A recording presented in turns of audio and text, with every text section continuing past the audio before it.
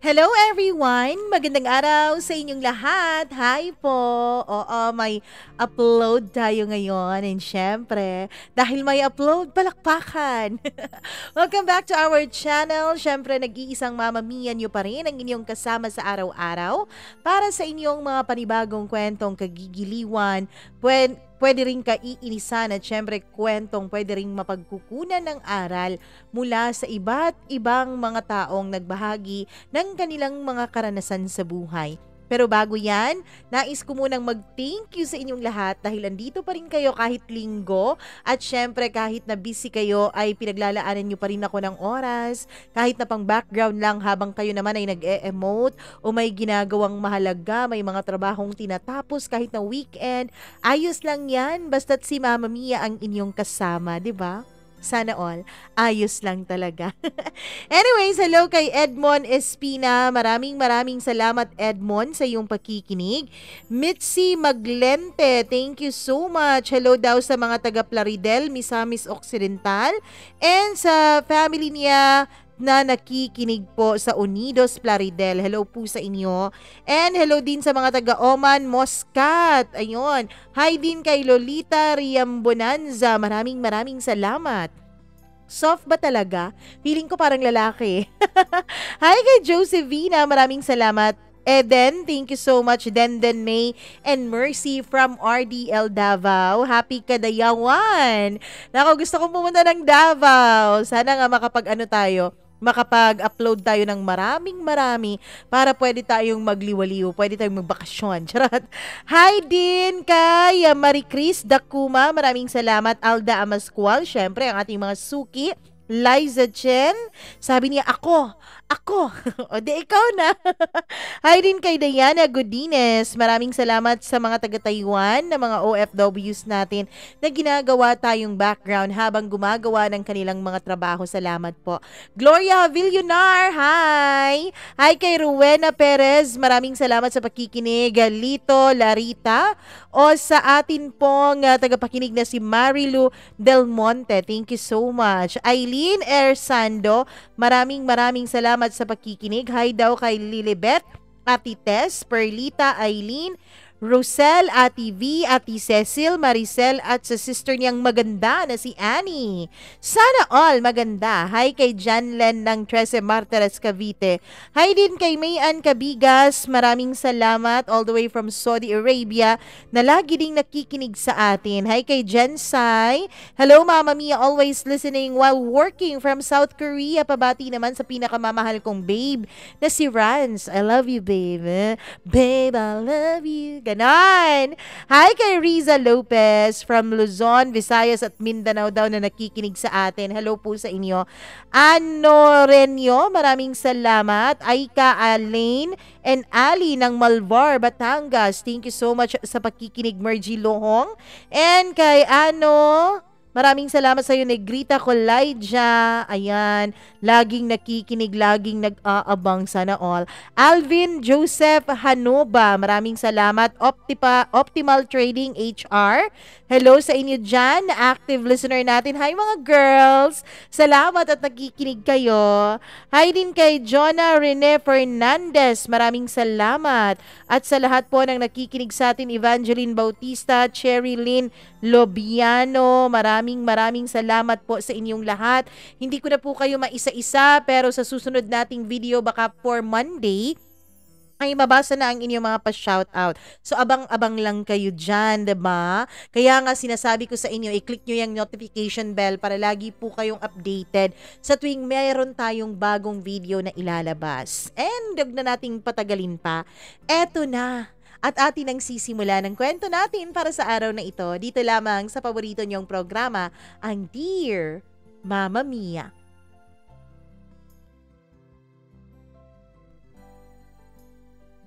Ano nga ba ang tunay na sukatan para masabi mong totoo ang pagmamahal na iyong nararamdaman? Dapat bang may sukatan o may timbangan pagdating sa pag-ibig? Dapat bang nagkukwentahan ang magkasintahan kung sino ba ang lamang sa pagpaparamdam ng kanilang pagmamahalan? Dear Mama Mia, Good day po sa inyong lahat at maraming salamat dahil napili niyo itong kwento ko para basahin at i-ere sa inyong YouTube channel. Kagaya ng karamihan na nagpapadala sa inyo, Mama Mia, ay isa rin po ako sa inyong avid listener and viewer.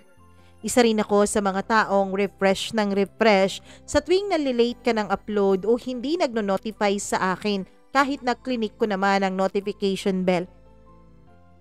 Mama Mia, habang nakikinig ako sa mga kwentong iyong ibinabahagi, dito ako nakapagdesisyon na it's about time para i-share ko naman ang sarili kong kwento, ang sarili kong storya. Mama Mia, gusto ko lang talagang ilabas lahat ng bigat na dinadala ko, lahat ng bigat na tinatago ko lang sa sarili ko. Itago niyo na lamang ako sa pangalang L. Isa po ako sa mga masugid yung tagapakinig, Mama Mia. Ako rin ang eldest sa aming magkakapatid. Galing po ako sa isang broken family. Mama Mia, simulan po natin ang aking kwento nung kabataan ko. I was 16 nung mapariwara ang buhay ko. Siguro nga dahil wala namang mga magulang na gumagabay sa aking paglaki, ay nagagawa ko lahat ng gusto ko. Pati na rin doon, Mama Mia, ang pakikipagrelasyon at pagsama-sama sa mga barkada kahit saan pa man magpunta. Alam kong mali iyon. Alam kong hindi tamang gawain iyon, lalo na sa isang babaeng katulad ko. Pero sa mga panahon na yon ay hindi nagmamatter sa akin ang tama at mali. Hindi mahalaga sa akin kung tama ba o approve ba ng sambayanan at ng sanlibutan ang aking ginagawa. Kahit pa nga naririnig ko ang iba't ibang usapan ng aming mga kapitbahay noon ay wala akong naging pakialam. Hindi pa po ako umiibig pero kung sino-sinong lalaki na ang pinagamit ko sa aking katawan. I was 15 nung ibinigay ko ang aking pagkababae sa isang lalaking nakilala ko lang bilang kaibigan ng kaibigan ko. Bata masyado, Mama Mia, alam ko. Alam kong yun ang iisipin ninyong lahat. Totoo naman eh. Bata pa ako masyado nun. Nadala lang ako sa tinatawag nilang peer pressure. Lahat po kasi ng mga kaibigan ko noon ay nakaranas na ng experience sa kama. Ako na lamang po ang hindi. Isang gabi nag-iinuman kami sa isang eskinita nung may mapadaan na isang lalaki. Kakilala pala siya ng isa kong kaibigan at pinakilala kami sa isa't isa.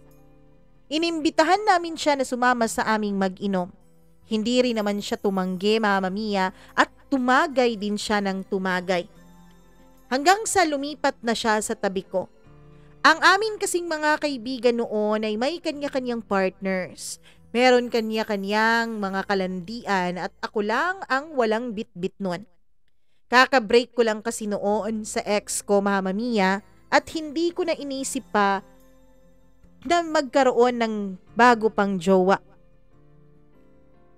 Hanggang sa pinakilala nga kami nung lalaking yon. Hindi ko na lang babanggitin ang kaniyang pangalan dito, Mama Mia, dahil hindi naman siya malaking bahagi nitong kwento ko. Hanggang sa umupo na nga siya sa tabi ko, nagkakausap kaming dalawa hanggang sa pinalapit na niya ang kanyang upuan sa akin. Hanggang sa halos magkadikit na kami. Wala naman yung kaso sa akin dahil sabi ko nga ako lang ang walang partner nun. Nung sinimulan niya akong akbayan ay medyo naasiwa ako. Pero hindi siya tumigil kahit na naramdaman na niyang ayoko dahil inaalis ko ang kaniyang kamay sa aking balikat.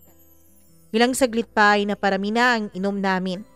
Hanggang sa ang kaniyang balikat, Mama Mia, at ang kaniyang kamay ay nakapulupot na sa aking tagiliran.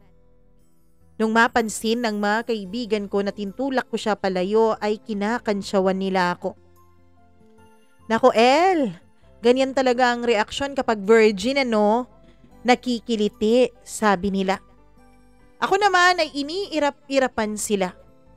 Naku, alam mo El, you're missing your life dahil hindi ka nagpapatikim. Mama Mia, kung ano-ano na rin ang kinukwento nila. Kung ano-anong mga nalalaman nila tungkol sa pakikipagkama.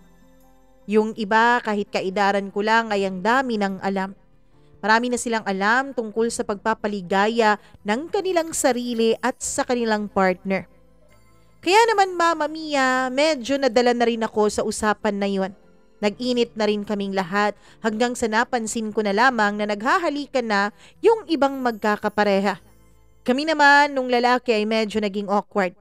Tumigil naman sila sa paghahalikan tapos nagpatuloy ang usapan at kantsawan. Bakit hindi mo kaya subukan ngayon, El? Subukan mo nang mapatunayan mo na tama ang sinasabi namin. Dahil nga sa peer pressure ay sumama ako dun sa lalaking yon. Inimbitahan niya ako na mag-check-in raw kami. Mama Mia, mas matanda siya sa akin. Sa pagkakaalala ko ay 19 years old ang pagpapakilala sa akin ng kaibigan ko sa kanya. Kaibigan raw siya ng kuya niya na siya namang dahilan kung bakit sila nagkakilala at naging magkaibigan. At dahil nga nadala na ako sa init ng usapan at sa kantsawan Mama Mia, ay tinatak ko sa puso at isip ko na sa susunod na magkaroon ng inuman ng barkada ay hindi na ako ang magiging tampulan ng tukso. Dahil magkakaroon na ako ng experience na maipagmamalaki. Nung patapos na ang inuman at nung nagkanya-kanya ng kwarto at nagkanya-kanya ng uwi ang aming ibang kasama, ay inaya nga ako nung lalaki na sumama sa kanya. Sumama naman ako, Mama Mia. Pumunta ako dun sa sinasabi niya. Nag-check-in kaming dalawa. Ewan ko kung hindi lang talaga halata na bata pa ako o sadyang walang pakialam noon ang nasa counter o nasa reception area ng mumurahing motel na yon. At doon nga sa loob, Mama Mia, kahit nakabado ay nilakasan ko ang loob ko. Kahit na natatakot at walang experience ay tinibayan ko ang sikmura ko. Hanggang sa meron na ngang nangyari sa aming dalawa. Hanggang sa dinala na nga niya ako sa isang mundo na kailanman ay hindi ko pa napuntahan. Pagkatapos na may mangyari sa aming dalawa, Mama Mia, nagising na lang ako nang wala na siya sa tabi ko. Ako naman ay dali-daling nagbihis at umuwi. Pag-uwi ko ng bahay ay tulog pa sila dahil madaling araw pa naman yon. Nasa puder po kami noon ng papa ko, Mama Mia, pero wala namang pakialam ang papa ko sa amin dahil maging siya ay may sarili na ring girlfriend at may sarili na ring love life. Para sa kanya, kapag napoprovide nila ang pangangailangan naming magkakapatid, financial, ay ayos na. Mabuting magulang na sila. Wala na rin akong naging pakinon. Hanggang sa matapos nga na may nangyari sa akin kasama ang estrangherong yun, Mama Mia, ay kung sino-sino na lang ang sinasamahan ko. Kapag nagkaroon ako noon ng boyfriend ay pumapayag ako na may mangyari sa amin. Hanggang sa binansagan na nga nila akong easy, cheap na babae. Yun ang bansag sa akin ng aming mga kapitbahay. Kinausap pa nga ako noon ng tita ko dahil may naririnig daw siyang sabi-sabi tungkol sa akin. Pero, Mama Mia, sinabihan ko lang ang tita ko na wag siyang makialam dahil mga magulang ko nga ay walang pakialam bakit siya nangingialam sa akin. Hanggang sa wala nang nagawa ang aking tita. Mama Mia, kung sino-sino lang ang sinasamahan ko noon. Pagka-boyfriend ko, nakikipagjugjugan talaga ako. Hanggang sa lumipas ang ilang buwan. Doon ay nakasama ko ulit ang estrangherong lalaki na siyang unang nakakuha sa aking katawan. Nakasama ko ulit siya dahil birthday yon ng kaibigan ko na nagpakilala sa amin. Pagpunta ko sa bahay nila ay nandun ang lalaking yon kasi nga kaibigan naman yun ng kuya niya. Nagkainuman pero magkabilang grupo ang aming kasabayan. Nung tumayo na ako dahil uuwi na ako, Mama Mia, ay sinundan pala niya ako. Kinamusta niya ako. Ako naman ay hindi siya masyadong pinapansin dahil ang totoo ay medyo nabastos niya ako nung pagkagising ko kinaumagahan nung unang pagkakataon na may mangyari sa amin ay wala na siya. Kaya naman nung kinulit niya ako ng kinulit habang naglalakad ay sinabihan ko na siya sa totoo kong nararamdaman. Alam mo, kahit man lang magpaalam nung gabing may nangyari sa atin, hindi mo ginawa. Ano ba ako? Para akong naging bayaran pero wala ka namang bayad na ibinilin sa akin. Tumawa siya, Mama Mia. Sabi niya hindi niya raw alam na may pagka-sensitive din ako. Hindi niya raw alam na pati yung mga bagay na ganun ay naaapektuhan pa ako. Sige, gusto mo ulitin natin para maitama ko ang pagkakamali ko? Sabi niya. Tumaas ang kilay ko. Ano ibig mong sabihin? Hindi ka naman siguro slow, di ba? So nagigets mo na. Gusto mong ulitin natin na may mangyari sa ating dalawa para maitama ko ang pag-alis ko ng walang paalam? Mama Mia, nakaawang lang noon ang labi ko pero bigla niya akong sinunggaban ng halik. At hindi na nga ako nakapagpigil at hinalikan ko siyang muli. Oo, aaminin ko na mimiss ko naman siya. Wala naman kaming talagang relasyon at dahil siguro siya ang nauna sa akin, kaya hindi ko maiwasan na mamiss siya, Mama Mia. Hanggang sa dinala na naman niya ako dun ulit sa mumurahing motel na yon. Pagpasok pa lang namin sa loob ay kakaibang bakbakan na ang nangyari. Binigay ko ang lahat-lahat ko sa kanya. Pinakita ko ang mga natutunan ko sa ilang buwan na hindi kami nagkita at nagkasama. Mama Mia, pinuri pa niya ako. Ang sabi niya, mas lalo raw akong sumeksi, mas lalo raw akong sumarap at mas lalo raw akong gumaling. Ako naman ay napangiti sa kanyang mga tinuran. Worth it pala ang practice ko all this time, sabi ko sa sarili ko. Hindi na ako nagpatumpik-tumpik pa. Sinunggaban ko na agad siya at ako na ang tumulak sa kanya pahiga sa kama. Binigay ko na lahat ng kaya ko at lahat ng alam ko. Siya rin naman ay may mga bagong tricks na pinakita sa akin sa kama. Iba talaga kapag mas matanda sa iyo ang kasiping mo. Mas magaling, mas maraming alam. Aminin ko na mas nag-enjoy talaga ako sa kanya. At sa sobrang pagka-enjoy naming dalawa ay hindi na namin naisipan pang gumamit ng proteksyon. Oo, Mama Mia, kung sino-sino nga ang nakakasiping ko mula nung naangkin niya ang pagkababae ko. Pero lahat naman ang nakasiping ko, Mama Mia, ay ginagamitan ko talaga ng proteksyon. Dahil alam ko naman at hindi naman ako baliw para hayaan ang sarili ko na kung sino-sino na lang o kung ano-ano na lang na mga likido ang makapasok sa aking pagkatao. Gumagamit po kami ng supot para sa lalaki. Pero nung gabing yun, Mama Mia, sa sobrang gigil namin sa isa't isa, ay nakalimutan na namin gumamit ng proteksyon kahit na may dala-dala naman ako nun. Nakadalawa hanggang nakatatlong rounds pa kami.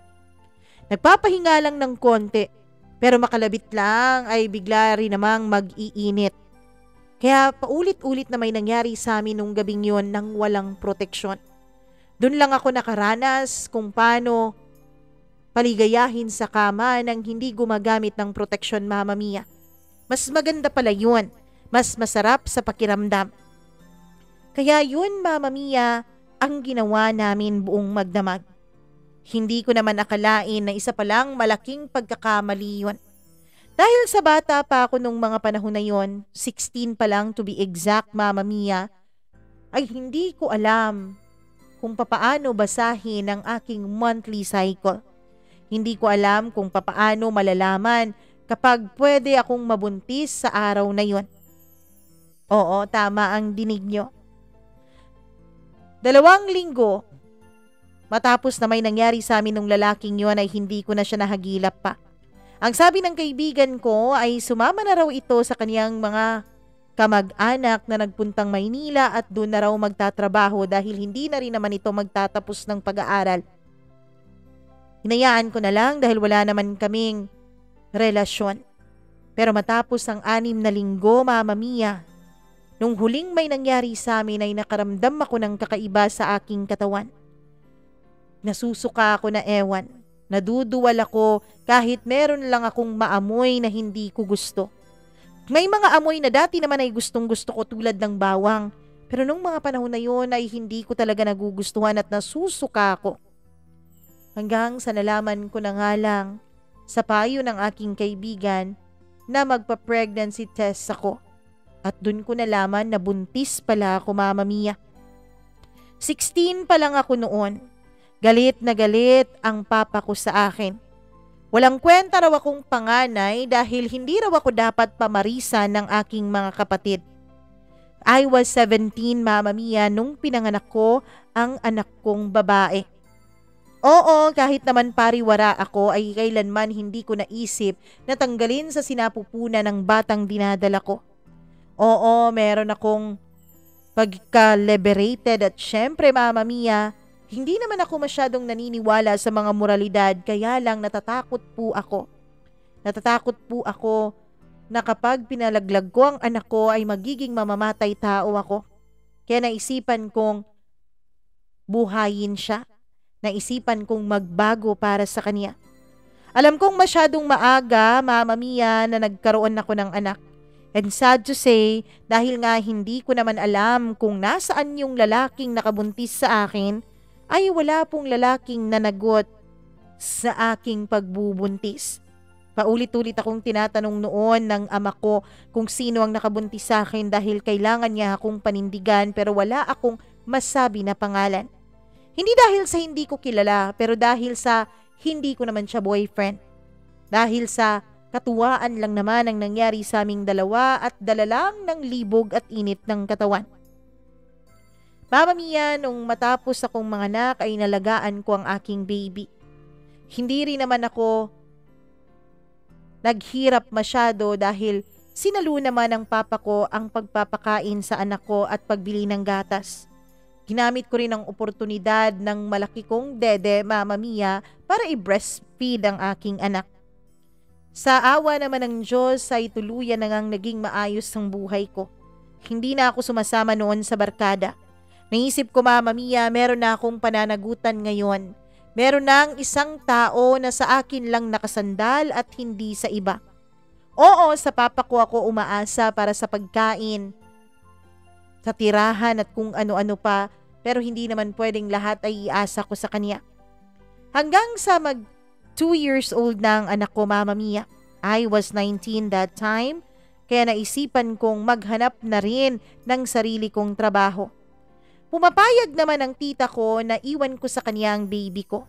Kasi mahilig naman siya sa bata at wala po siyang anak dahil hindi na siya nagkaroon pa ng pagkakataon na mag-asawa. Mama Mia, pumasok po ako sa pagiging call center agent. At dahil simula elementarya ay private school naman ako ay medyo magaling po akong mag-Ingles. Magaling po akong magsalita ng English dahil yun naman ang main language namin noon sa school. Kaya nakakuha ako ng trabaho sa isang call center company dun sa aming lugar. At ang aming lugar, Mama Mia, ay isa po sa mga may pinakamatataas na sahod kung call center lang na trabaho ang ating pag-uusapan. Kaya I managed to get a job na more than enough pa ang kinukita kong sahod para suportahan ang sarili ko at ang aking anak. Mama Mia, sinabi ko rin noon sa papa ko na babawi ako. So suportahan ko rin maging ang pamilya namin at tutulungan ko siya. Tinupad ko naman yon dahil kaya naman po ng sahod ko. At simula nga noon, Mama Mia, I promised myself na hindi na ako papasok pa sa pakikipagrelasyon. Hindi na ako papasok pa sa mundo ng mga lalaki. Sapat na sa akin ang anak ko. Kaya lang, alam nyo naman, promises are made to be broken. Even those promises we made for ourselves. Meron talagang darating na babaguhin ang isip mo. Nababaguhin ang paniniwala mo. Nababaguhin ang damdamin mo. Mama Mia, at time, hindi naman po ako naging man-hater dahil ang totoo niyan ay wala namang ibang may kasalanan sa sinapit ko kundi ako rin. Ako naman ang pumayag na makipagjugjugan sa lalaking hindi ko boyfriend. Ako naman ang pumayag na ipagamit ang aking katawan kaya walang may kasalanan kundi ako lang. Kaso nga lang, Mama Mia, sinabi ko noon sa sarili ko na ang mga lalaki ay pandagdag lang sa sakit ng ulo. Hindi na ako magdadagdag pa ng pako para mamartilyuhin ko sa sarili kong ulo. Ako yung type, Mama Mia, na kapag may lalaking nagtanong pa lang ng pangalan ko, ay agad nang tataas ang kilay ko. Agad nang hindi ako ngingiti at hindi ko siya papansinin. Meron na kasi akong naiisip sa utak ko, Mama Mia. Ano kayang plano ng lalaking to? Ikakama lang ba ako? O jojowain ako tapos ikakama, tapos magjojowa din ng iba? Kung ano-anong napapasok sa isip ko. Oo, medyo may pagka-bitter kung iisipin, ano? Kaya lang, Mama Mia, dumating din sa punto na meron akong nakilalang lalaki. Itago na lang natin siya sa pangalang Steven. Mama Mia, si Steven po ay 5 taon na mas matanda kesa sa akin. I was 20 years old nung magkakilala kami, samantalang siya naman ay 25 na at magto-26 na. I was single that time, Mama Mia. Siguro mga 3 taon na rin akong walang karelasyon nung magkakilala kaming dalawa. Higit pa pala. Dahil wala naman pala akong karelasyon nung pinagbuntis ko ang anak ko. Kaya masasabi mong 4 na taon na akong bakante noon sa pakikipagrelasyon. At mahigit 3 taon nang bakante ang aking sarili sa pakikipagtalik. Mama Mia, at first, we were friends. Pinakilala siya sa akin ng kasamahan ko sa trabaho dahil nagkataon namang nagkasulubong kami at magkasama sila. Magkaibigan sila, kaya naman pinakilala kami sa isa't isa. Hindi ko alam na binigay pala ng katrabaho ko yung cellphone number ko sa kanya, Mama Mia, dahil wala naman akong alam noon na hinginingi niya pala ito sa aking katrabaho. Hanggang sa nag-text siya sa akin. At dahil hindi naman ako nagde-text ng hindi ko kakilala, ay hindi ko siya nereplyan. Hanggang sa paulit-ulit siyang nagsabi na ang arte-arte ko raw, ang snob ko raw. Pero hindi ko pa rin siya pinansin. Isang gabi, matutulog na sana ako dahil mag-aalas 11 na noon at katutulog lang ng anak ko nung biglang nag-ring ang phone ko. Hindi ko na naisip na hindi ko pala kilala yung numerong nakarehistro. Naging familiar lang sa akin ang number na yun, Mama Mia, dahil nga sa halos araw-araw niyang pagtitext. Nung sinagot ko yun ay nagpakilala siya. Hello? Sa wakas naman sumagot ka na. Hello, sino to? Tanong ko. Nakalimutan mo na ba ako? Si Steven to. Sa bagay, mag-iisang linggo na rin naman simula nung makilala kita. Hindi ko alam pero parang naging magaan ang loob ko sa kanya. Hindi ko alam kung anong meron ng gabing yun na para bang may mahika na pumasok sa puso ko, Mama Mia, at agad akong naihele nito. Oo, nagchikahan kami, Mama Mia. Hanggang sa sinabi niya sa akin na meron pala siyang girlfriend. Mama Mia, sinabi niya sa akin na buntis raw ang girlfriend niya that time. At dahil napansin ko naman na parang hindi naman siya katulad ng ibang lalaki na diskarte agad ang ginawa sa akin. At sinabi niyang kailangan na kailangan niya lang daw ng makakausap. Yung taong hindi siya huhusgahan. Yung taong papakinggan lang siya. Kaya naman yun ang ginawa ko. Naging kaibigan ako sa kanya.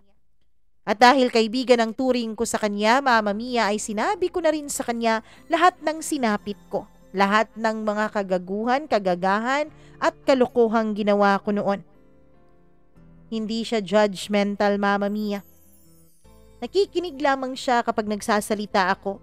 Kaya yun rin ang ginawa ko sa kanya. Hanggang sa palagi na siyang humihingi sa akin ng payo. Lagi ko siyang pinapayuhan, Mama Mia, na dapat mahalin niya ang kaniyang girlfriend at ang magiging anak nilang dalawa. Siya naman, Mama Mia, ay lagi din akong pinapayuhan. Wag raw ako basta-bastang maniniwala at magtitiwala sa mga lalaki. Hanggang sa lumipas ang ilang linggo, biglang nawala na lang ang communication naming dalawa. Hindi kasi ako yung tipo na nauunang mag-text o mag-chat o tumawag. Ako yung tipo, Mama Mia, na nag-aantay lang na tawagan o i-text. Syempre, baka isipin niya na interesado ako sa kanya. 'Di ba? Ganun ako eh. Kung hindi ko naman kailangan at kung wala naman akong importanteng sasabihin sa'yo, hindi talaga ako mauunang kumontak sa'yo. At nalaman ko na lamang na nanganak na pala ang kanyang girlfriend. Siguro naging busy na siya sa buhay ama o sa buhay tatay. Kaya hinayaan ko na lamang siya. Ako naman ay nagpatuloy sa sarili kong buhay. Nagpatuloy sa aking mga ginagawang pagsisikap para sa amin ng aking anak.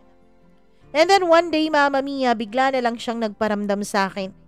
Nag-chat siya sa akin at nangangamusta. Sabi ko, ganun pa rin ako. Wala pa ring pagbabago.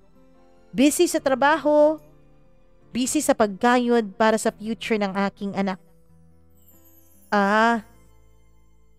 Ikaw talaga napaka-strong and independent woman mo. Diyan ako bilib sa'yo sabi niya. Tapos noon ay nagkwento siya sa akin. Doon ko nalaman na 6 months na pala silang hiwalay nung kanyang girlfriend, nung ina ng kanyang anak. Mama Mia, iniwan pala siya ng kanyang girlfriend. Iniwanan siya at hindi na siya binalikan. Sinama pa ng bata ang kanilang anak. Sinama ng babae ang kanilang anak, Mama Mia. Tinanong ko siya kung bakit siya iniwanan ng kanyang girlfriend, na lagi naman siyang nakasuporta dito. Doon niya inamin sa akin dahil daw wala siyang matinong trabaho. Dahil daw hindi matino ang napasukan niyang trabaho. Gusto raw ng girlfriend niya ay isang lalaking kayang i-provide ang mga pangangailangan nilang mag-ina. Naawa ako sa kanya, Mama Mia. I felt bad for him. Pero sabi niya sa akin ay okay na rin naman daw siya. Unti-unti ay nakaka-move on na naman daw siya at nakakangiti na raw siya ulit. Mama Mia, sabi niya, ay nagsisikap daw siya na makahanap ng trabaho para raw sa anak nila ng kanyang ex-girlfriend. Kasi ayaw niya raw na ang ex-girlfriend niya lang ang bubuhay sa bata. Gusto niya raw, Mama Mia, na siya mismo ay magbibigay para sa kanilang anak. Sinabi ko pa sa kanya na dapat talagang magsikap siya.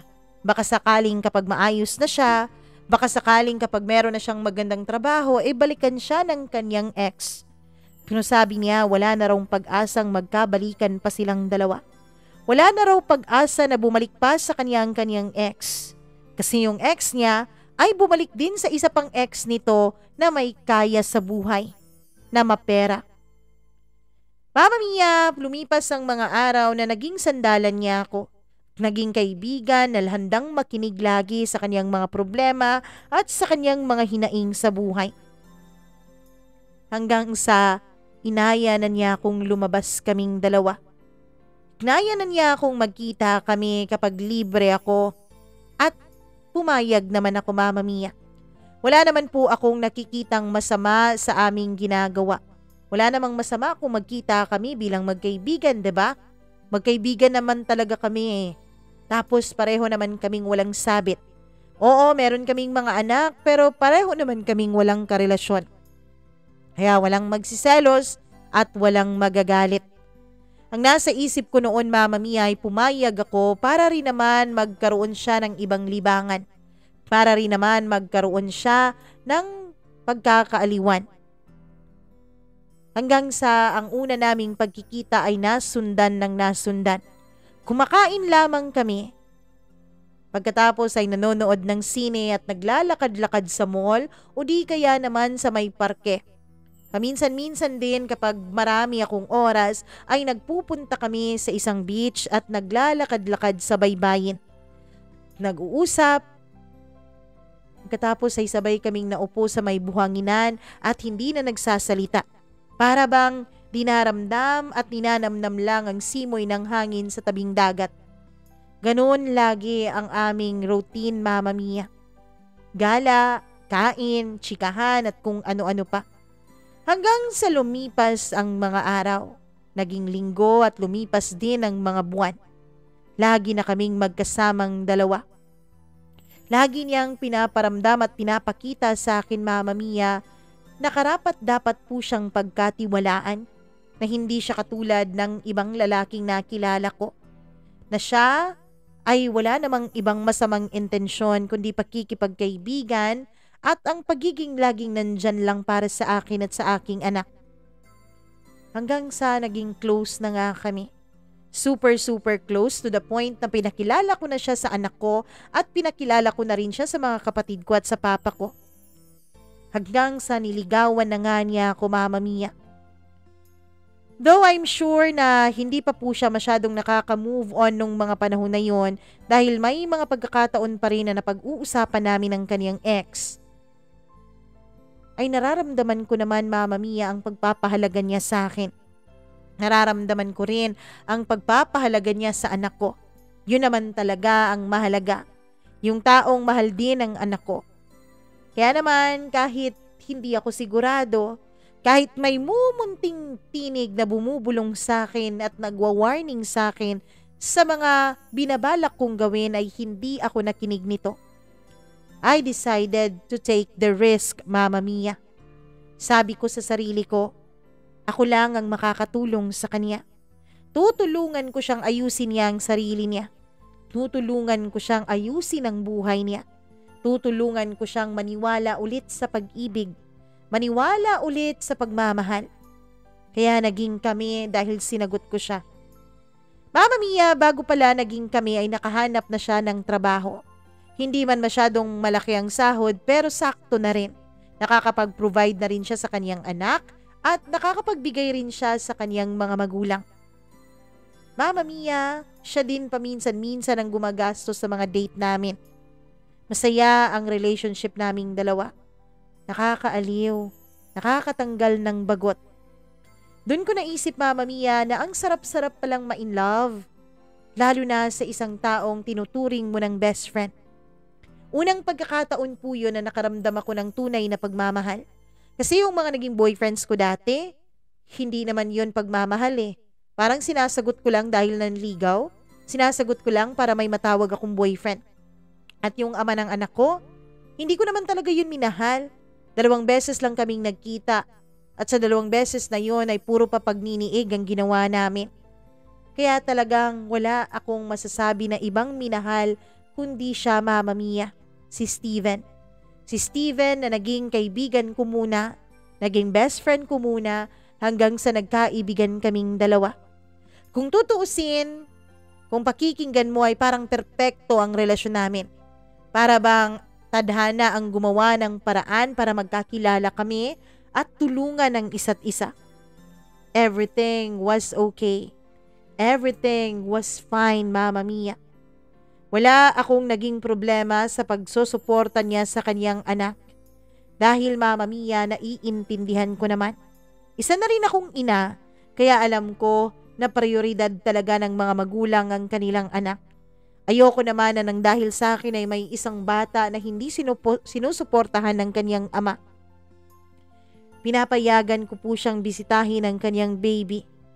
Mama Mia, nung nagkatrabaho kasi siya at nung nagbibigay na siya ng sustento sa kanyang anak, ay pinayagan na rin siya ng ex niya na makita ang kanilang anak dalawa. Pinayagan na rin siya ng ex niya na magpakaama sa kanilang anak. Ako naman ay hindi masyadong nagsiselos noon. Kasi nga, naniwala naman ako sa sinasabi niyang ex is ex na talaga. At isa pa, Mama Mia, pinaramdam naman niya sa akin na mahal niya ako.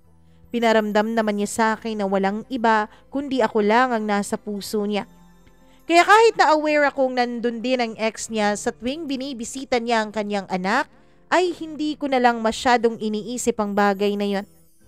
Hanggang sa pinakilala na rin niya ako sa kanyang mga magulang at sa buo niyang pamilya. Masaya ako noon. Pakiramdam ko ay ibang level na talaga ang relationship namin dahil may meet the parents na. At Mama Mia, isa pa sa naging kasiyahan ko talaga ay tanggap na tanggap ako ng mama niya kahit alam nito na meron akong anak sa aking pagkadalaga. Naging close kami ng kanyang ina. At dahil nga close kami, kahit na wala ako sa bahay nila ay nagchat-chat at nagte-text sa akin ng mama niya. Nagkakakwentuhan kaming dalawa. At dahil si Steven lang naman ang common denominator namin, madalas siya po ang aming pag-usapan ng kaniyang ina. At dun ko nalaman mula sa naging kwento ng mama niya sa akin na ito palang si Steven, Mama Mia, ay dumaan talaga sa matinding depresyon nung iniwanan siya ng kaniyang ex. Nung umalis ito, bit-bit ang kanilang anak at umuwi ito sa bahay ng mga magulang nito. Mama Mia, dumating pa talaga sa punto na nag-attempt si Steven na tapusin ang sarili niyang buhay. Lagi raw itong umiiyak noon. Lagi raw itong gumangawa na wala na raw kwenta ang buhay niya dahil wala siyang trabaho at wala siyang mahanap-hanap na matinong trabaho at iniwanan pa talaga siya ng babaeng akala niya ay susuportahan siya habang buhay. Habang kinukwento sa akin yon ng kanyang ina ay doon ko na-realize, Mama Mia, na talagang matindi ang naging pagmamahal ni Steven sa ex niya. Talagang naging matindi ang nararamdaman niyang pag-ibig para dito. Kung yung ibang lalaki ay matutuwa pa kapag iniwanan ng babae lalo't may anak na sila, si Steven ay hindi. Nasaktan siya ng husto. Mama Mia, sinabi ko noon na hindi ko gagawin kay Steven ang ginawa sa kanya ng kanyang ex. Na lagi kong ipaparamdam sa kanya na hindi ako katulad ng ex-girlfriend niya, na ako ay hindi nang iiwan. Hanggang sa masaya na rin kami sa aming relasyon at meron na ring nangyayari sa amin. Hanggang sa nabuntis na niya ako, Mama Mia. Pero sad to say, dahil siguro sa sobrang stress ko sa trabaho, dahil ang pagiging call center agent po ay hindi madali. Meron pong mga panahon at araw na wala kang masyadong tulog. Huli na po nung nalaman ko, Mama Mia, na mahina pala ang baby ko sa aking sinapupunan. Ginawa ko naman ang lahat. Ginawa namin ni Steven ang lahat para wag mawala sa amin ang aming baby, pero wala talaga. Nakunan talaga ako, Mama Mia, 1 buwan mahigit matapos naming malaman ang tungkol sa pagdadalang tao ko. Nasaktan ako dahil nawalan ako ng anak. Pero it made our relationship so much stronger. Naging mas lalo kaming matatag. Mas lalo niya akong minahal at mas lalo niya akong pinahalagahan. At after nga noon, Mama Mia, wala pang 2 linggo mula nung makunan ako, ay nag-decide kaming dalawa ni Steven na mag-live-in na. Sinama namin ang anak ko. Yung anak niya ay nasa ex pa rin niya dahil hindi naman ito pumapayag na sa amin ang bata. Pinapahiram niya lang paminsan-minsan. Everything was running smooth, Mama Mia. Masayang masaya ako. Nag-aaway kami dahil yun naman talaga ang normal sa mga magkarelasyon, pero nare-resolve din naman namin kaagad yun. Mama Mia, trinato ko po siyang parang aking asawa. Trinato ko po siyang parang hari. In the morning, kapag nagigising siya, ang gagawin niya na lang ay kumain at maligo tsaka papasok na sa kanyang duty. Ako naman, Mama Mia, ay nagtatrabaho pa rin dahil ayoko pong iasa sa kanyang mga pangangailangan ng aking sariling anak. Habang tumatagal, Mama Mia, na magkasama kami sa iisang bubong, ay mas nade-discover ko ang kanyang mga ugali. Ganun pala talaga, Mama Mia, no? Hindi mo basta-bastang makikilala ang isang tao hanggat hindi kayo magkasama sa iisang bubong ng 24/7.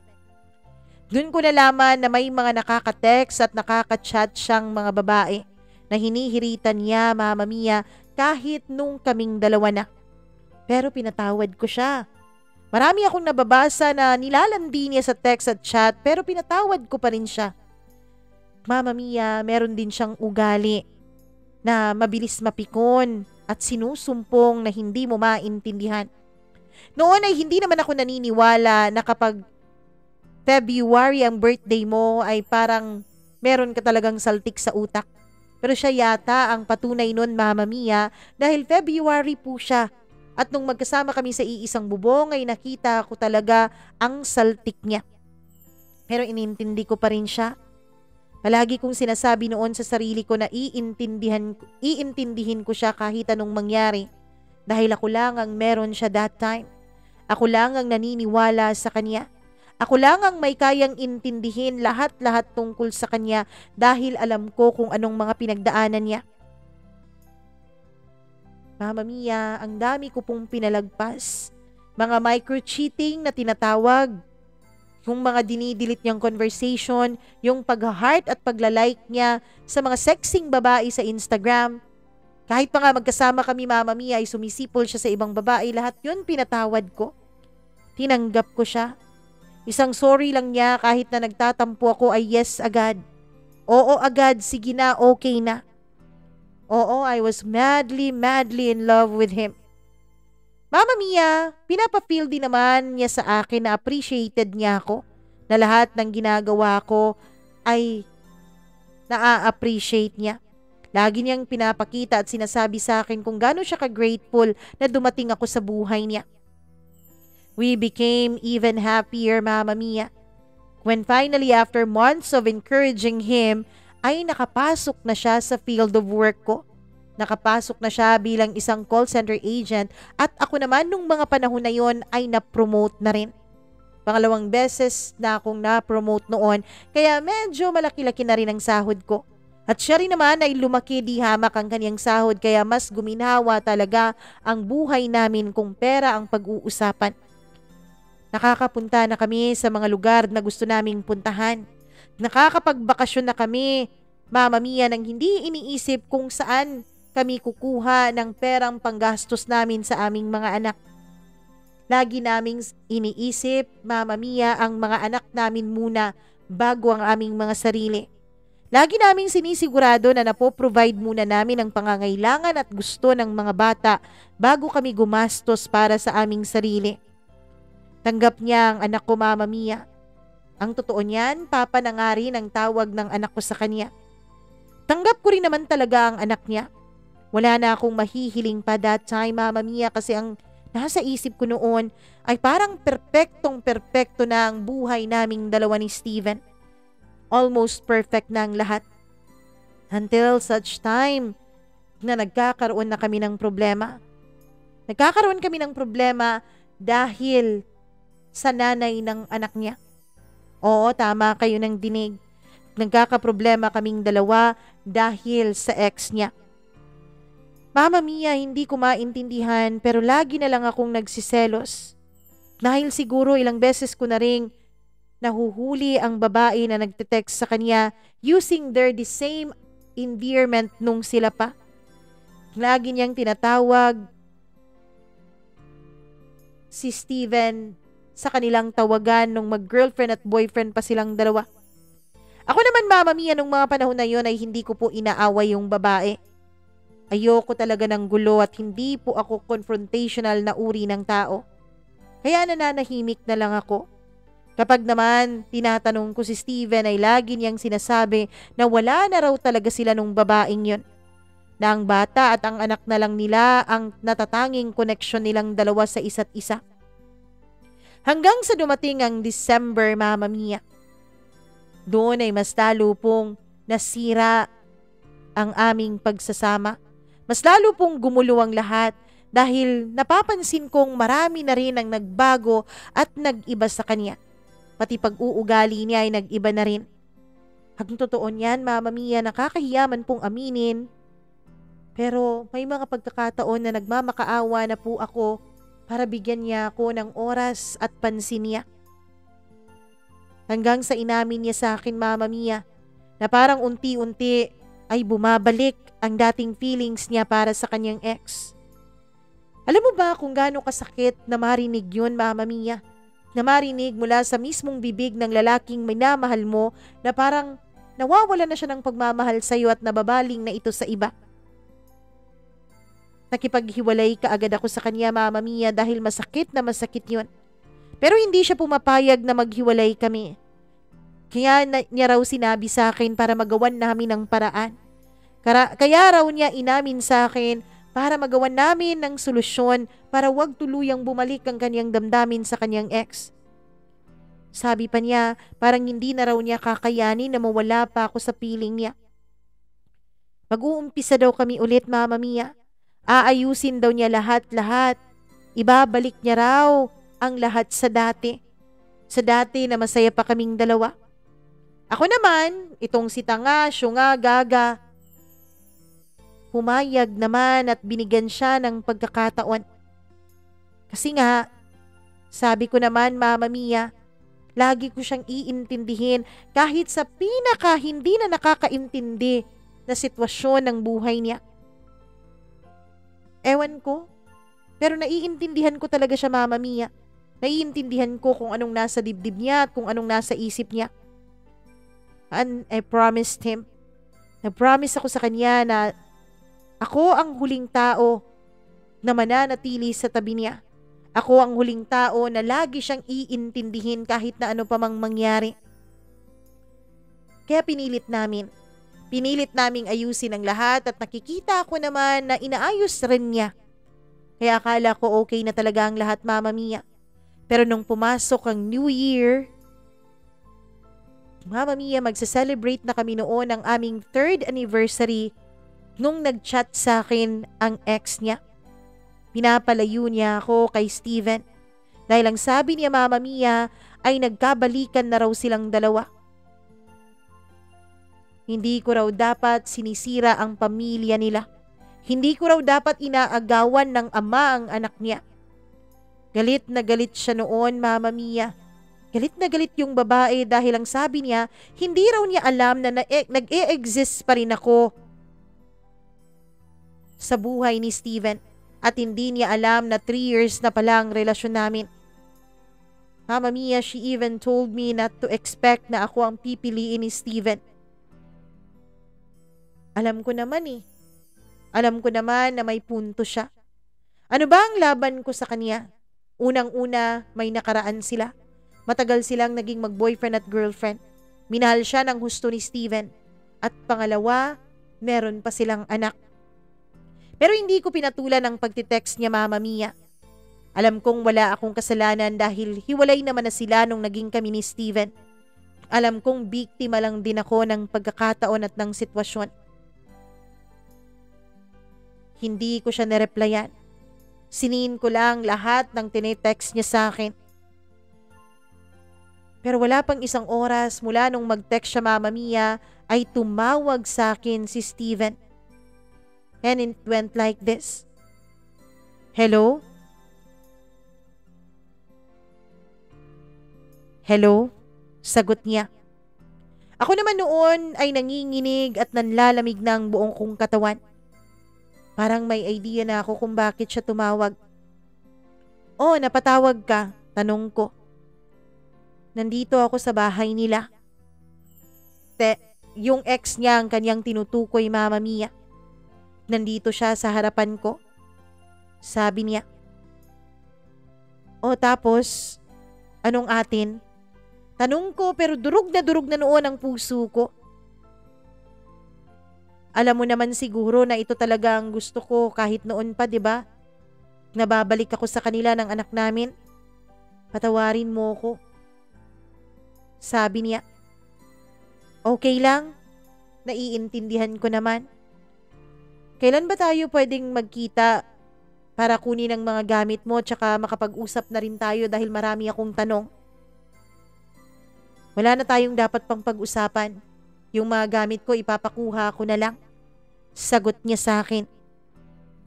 Mama Mia, ang sakit-sakit ng nararamdaman ko nung mga panahon na yon. Pinalabas pa niya talaga sa harapan ng ex niya na ako ang naghahabol sa kanya. Para lang hindi siya awayin ng kanyang ex. Para lang magpatuloy ang pagbabalik ng kanilang relasyon. And after that call, Mama Mia, hindi na ako nag-text o nag-chat man sa kanya. Lagi na lang akong umiinom kasama ang mga kaibigan ko para lang makalimot. Ganito pala kasakit ang masaktan ng dahil sa pag-ibig. Wala akong idea na ganito pala yun. I tried to keep strong dahil hindi ako pwedeng maging mahina. May anak akong umaasa sa akin. Lagi kong kinukumbinsi noon ang sarili ko na okay lang ako. After 3 days, Mama Mia, ay nag-message siya sa akin through Facebook. Nagsusorry siya sa akin. Nagtatanong siya kung pwede ko raw ba siyang pagbigyan na makapag-usap kami kahit for the last time lang. Ayoko naman talagang kausapin siya, Mama Mia dahil kinuha na ng mga kapatid niya yung gamit niya dun sa bahay ko. Pero ewan ko ba, Naisip ko noon na ayoko siyang makita dahil hindi ko alam kung kakayanin ko. Kaya lang, may isang boses sa puso ko na nagsasabing pakinggan ko ang mga paliwanag niya. At yung isa kong kaibigan, kinukumbinsi rin niya ako na dapat ay makipag-usap ako ng maayos kay Steven para magkaroon kami ng maayos na closure.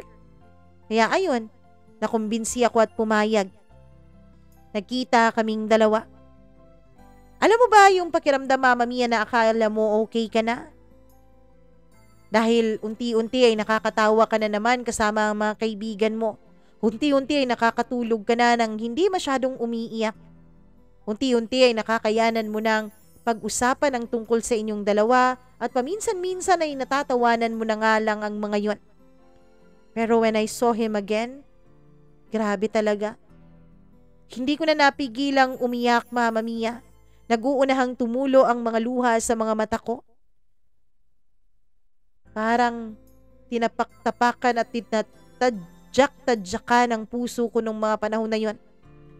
Hindi ko kayang tignan siya ng diretso sa kanyang mga mata. Napaka-haggard niyang tingnan at may ubo pa talaga siya nung mga panahon na yon. Nag-aalala ako nung marinig kong umuubo siya. Mama Mia, tumabi siya sa akin sa pagkakaupo. Pagkatapos isinandal niya ang kanyang ulo sa aking balikat. Kumiiyak pa rin ako noon pero pinipigilan kong marinig niyang paghikbi ko. Sabi niya nagugutom raw siya. Kaya kumain muna kaming dalawa. Pero habang kumakain kahit na magkaharap kami ay hindi ko pa rin talaga magawang tumitig sa kanya ng diretsyo. After noon ay pumunta kami sa aming favorite place kung saan kami nagdi-date nung mag-boyfriend at girlfriend kami. At yung mga places kung saan kami laging nandun nung magkaibigan pa lang kami. Naghanap kami ng tahimik na lugar. Magkatabi kami pero hindi yung dikit na dikit. Nandun kami sa may dagat, Mama Mia, yung lagi naming tambayan. Napaka-peaceful noon ng dagat. Ang dami-dami ding between sa kalangitan. There was silence between us. Naririnig ko ang paghinga niya hanggang sa huminga siya ng malalim tapos sabay nagsalita. Hindi ako masaya sa desisyon ko. Nung sinabi niya yun ay doon na ako tuluyang nag-breakdown. Humikbi na ako ng humikbi. Hinahanap-hanap pa rin kita. Yung pag-aalaga mo sa akin, yung pag-iintindi mo, yung pag-i-encourage mo sa akin. Lahat, babe. Namimiss talaga kita, sabi niya. Ako naman, habang tumutulo pa rin ang mga luha ko, ay sinagot ko siya. Alam mo ba kung anong hindi ko maintindihan, babe?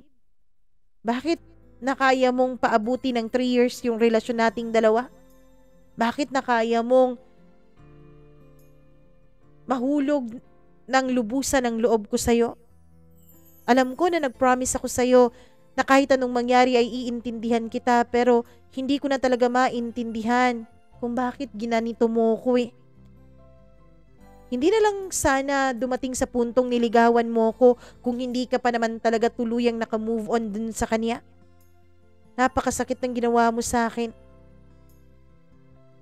Hindi ko alam kung maiintindihan mo o maniniwala ka sa akin, babe, pero mahal na mahal kita. Sa loob ng 3 years na yon, minahal kita ng husto, sabi niya. Mahal mo ko pero mahal mo rin siya. Umiyak na rin siya, Mama Mia, at ang sabi niya ay nanghihinayang daw siya at nagsisisi. Nagsisisi daw siya dahil nagpadala siya sa kanyang emosyon. Akala niya raw yun ang tunay na pag-ibig.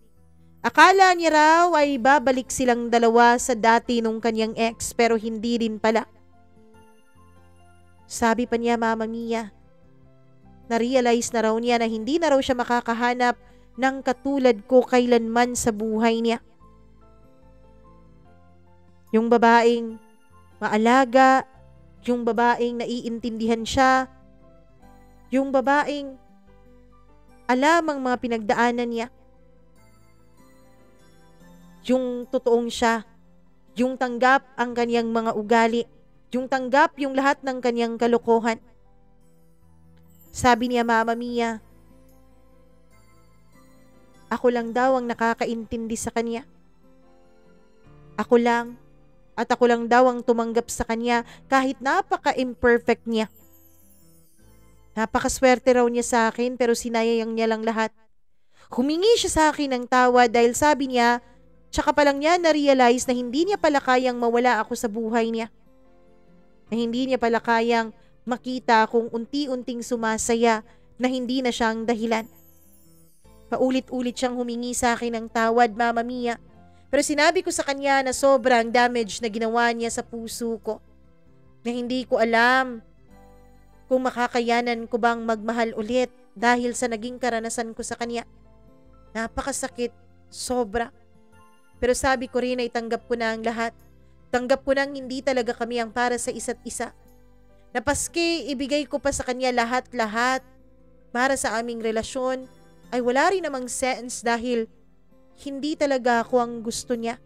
Hindi talaga ako ang nagpapasaya ng kanyang puso. Sabi ko, Mama Mia, nandun ako hindi para makipagbalikan sa kanya. Nandun ako para magpaalam, para tuluyan siyang palayain. Masakit, Steven. Napakasakit pero alam kong kakayanin ko ang lahat ng sakit. Alam kong magiging okay din ako. Sana ikaw rin. Sana ikaw rin ay magiging okay na rin pagdating ng panahon. Nag-iyakan kaming dalawa noon, Mama Mia. Nailabas ko rin lahat ng mga hinanakit ko sa kanya. Halos mag-aalas 2 na noon ang madaling araw nung matapos kaming mag-usap. Mama Mia, humingi pa siya ng pabor na kung pwede ba raw na hindi pa yun ang last time naming magkita, pero tumanggi na ako. Sabi ko hindi na pwede dahil meron na akong masasaktang iba. May damdamin ng iiyak ng dahil sa akin. Kahit na binastos ako ng kanyang ex, ay ayoko naman talaga siyang saktan. Dahil alam kong nagmamahal lang din siya. Nakita akong nalugmok siya sa mga sinabi ko. Mama Mia, sinabi niya sa akin na kahit ayaw ko raw, ay patuloy pa rin niya akong babantayan mula sa malayo. Alam ko naman, Mama Mia, na kaya ko talaga siyang bawiin nung mga panahon na yun kung gugustuhin ko lamang. Dahil siya na mismo ang lumapit. Pero I realize, Mama Mia, na kapag pala talaga totoong mahal ka ng tao ay hindi mo kailangan na magmakaawa. Hindi mo kailangan na mag-try hard para lang piliin ka niya. Hindi mo kailangang ayusin siya. Dahil kung talagang totoong mahal ka niya, siya naman ang mag-aayos ng sarili niya. At hindi niya hahayaan na aayusin mo siya samantalang siya ay inuubos ka. Samantalang siya ay ginugulo ang buhay mo. Sabi ko nun sa sarili ko, mapagmahal akong tao. Marami akong pagmamahal na pwedeng ibigay sa iba, pero bakit hindi ko yun ibigay muna sa sarili ko? It's time for me to fix myself. Oo, mahal ko pa rin siya. Mahal na mahal, Mama Mia. Kaya nga siguro ako nagpakamartir eh. Kahit na ilang beses ko nang nahuling may iba siyang kachat. Pero tama na. Ayoko na. Awang-awa na ako sa sarili ko. To Steven, kung maririnig mo man ang kwento nating ito, I honestly love you with all my heart and soul. Sa loob ng 3 taon na naging tayo, wala talaga akong ibang inisip kundi paligayahin ka. Alam ng Diyos kung gaano kita minahal pero sinaktan mo ko. Sinaktan mo ako ng sobra to the point na na-realize kong hindi ko pala minamahal ang sarili ko. Hindi ako tanga. Talagang naniwala lang ako na hindi mo ako kayang saktan. Hindi naman ako nagsisisi na inalagaan kita, inintindi kita at minahal kita at pinatawad ng paulit-ulit. Dahil alam ko naman na deserve mo yon. Every person deserves a second chance. Including myself. Kaya sa ngayon, sarili ko muna ang pagbibigyan ko. I was happy nung mga panahon na napasaya kita. Please continue to chase your dreams. Alam mo, gustong-gusto ko kayong maintindihan ng ex mo. Gusto kong intindihin ang pagiging unfair niyong dalawa sa akin pero Na-realize ko na wala na rin naman saysay kung iintindihin ko pa kayo. Ipagkakatiwala ko na lang lahat sa Diyos. Lahat ng sakit, lahat ng paghihirap na nararamdaman ko magpahanggang ngayon. Napatawad ko na kayong dalawa. I wish you both a happy life, a happy family life. Thank you so much for making me realize that I deserve someone better. Maraming salamat din, Mama Mia, sa pagbibigay mo ng oras para basahin itong aking kwento. Hanggang dito na lamang po. L.